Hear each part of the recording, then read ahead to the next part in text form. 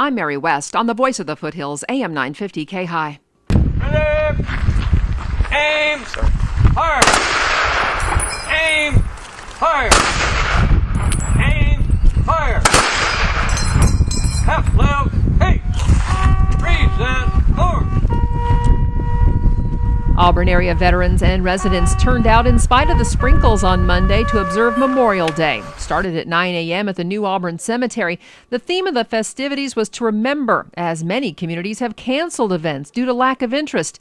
Mayor Hanley quoted Abraham Lincoln, urging us all to remember. President Lincoln challenged all future generations of Americans to remember the honored dead and to rededicate ourselves to ensure that government of the people, by the people, and for the people shall not perish from the earth. On this Memorial Day, we are once again reminded that being an exceptional nation, a nation dedicated to human freedom and dignity for all, requires extraordinary sacrifice. Today we honor the farmers, mechanics, factory workers who, when their nation called, became soldiers, Marines, sailors, airmen, and Coast Guardsmen.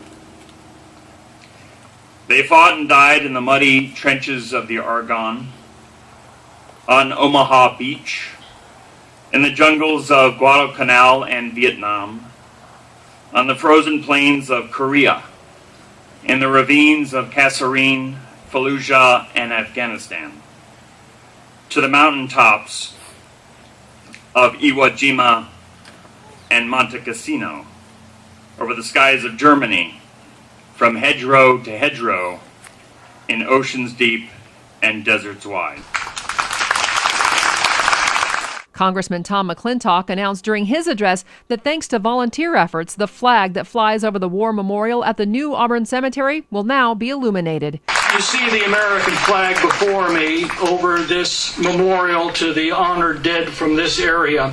It's only up there during the day. At night it has to be taken down because there's no illumination. But because of the good work of the Placer County Navy League, that flag, beginning this evening, will now be illuminated 24 hours a day, 7 days a week, in perpetuity.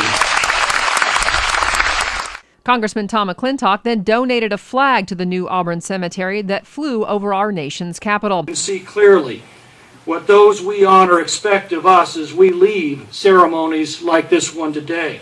How tragic it would be if the freedoms successfully defended by their sacrifice thousands of miles from home might be just casually thrown away by those of us here at home. The only true way we can do justice to these heroes that we come to honor today is not by what we do or say at ceremonies like this, but what we do and say once we leave ceremonies like this.